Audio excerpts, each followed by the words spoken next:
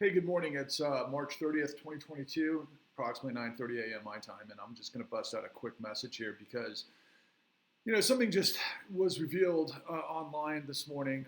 Pretty big expose by NBC News. There was a video feature by NBC News anchor Lester Holt, followed by a pretty big expose article about fraud as it relates to PPP loans. Obviously, Lester Holt's a part of NBC. NBC is one of the mainstream outlets.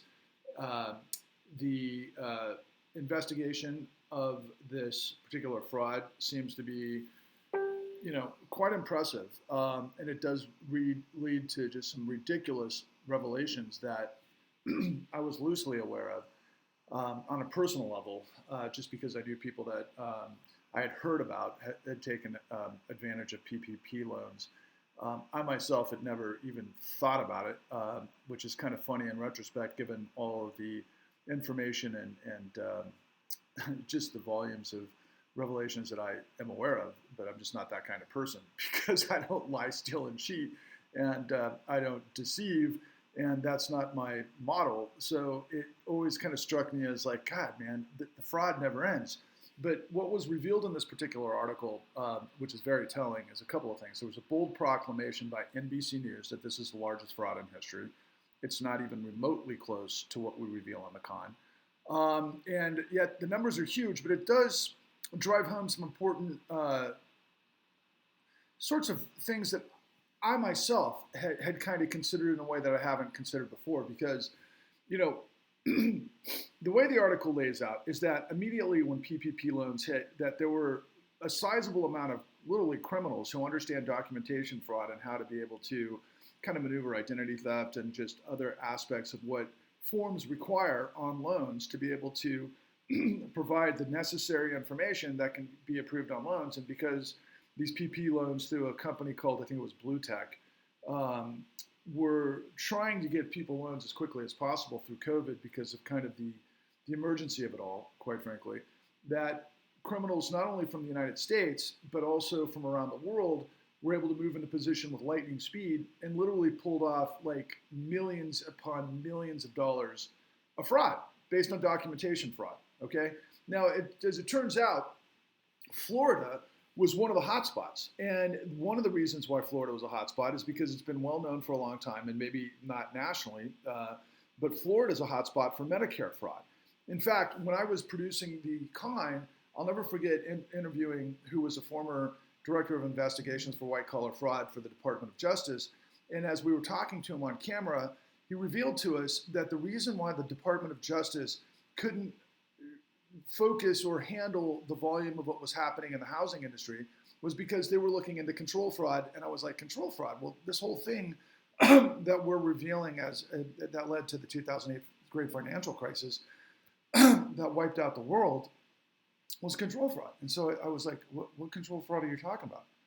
He said, well, all of our resources were dealing with Medicare fraud in Florida. And I'm like, oh my God, just to kind of, put into context how huge this criminal activity is. And so that bled over into the PPP loans. But the reason I wanted to bring this up in context to so much that's kind of coming at me left and right is that I'll frequently read comments from viewers out there that, run the gamut of a lot more people. It's like we almost hit the wellspring of people that are now sharing their stories. They were victims of the 2008 financial crisis and other things that are kind of similar. And they're telling me their story, and I'm getting a lot of really interesting and important information, of course.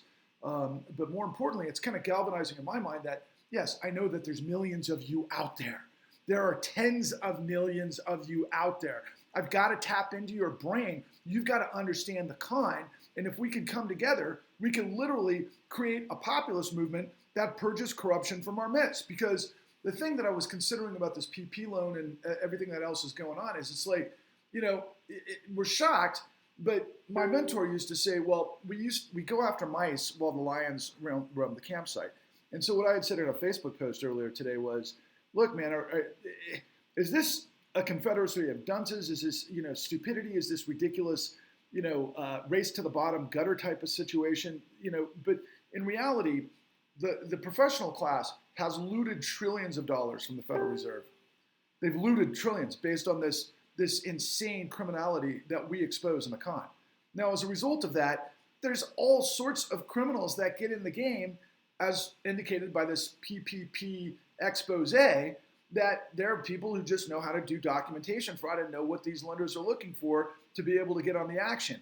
And once again, it's this mammoth, emergency stimulus from the government that's there to hopefully help the people in need, but instead it goes to criminals. That's exactly what happened after the great financial crisis, as well as the homeowner affordable modification program, as it filtered into what we call the servicers and the foreclosure mills that were acting like these PPP criminals, except in our story, the judiciary was in on it because it was linked through LLCs to banks that were paying for the servicers, that were on the receiving end of trillions of dollars of stimulus from the Federal Reserve to basically whitewash all the illegal loans that went into the system that they didn't have the actual documentation to be able to prove based on the law for foreclosures.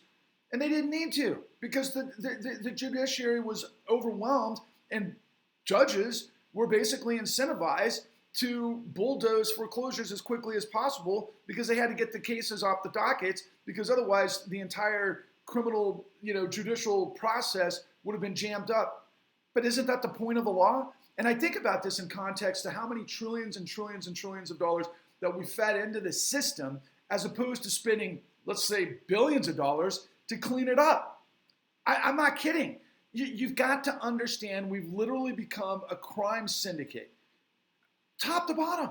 And so when I'm looking at this PPP loan and the story that NBC is saying that it's, the largest fraud in history, it's not. It's not even a drop in the bucket to what we expose in the con. And I'll remind you that farmers are now coming to me all over the country, from the Midwest particularly, that they got set up in predatory loans, being pulled off by these asset managers who are, once again, based on everything that I've been telling you, are at the spigot of the Federal Reserve policy.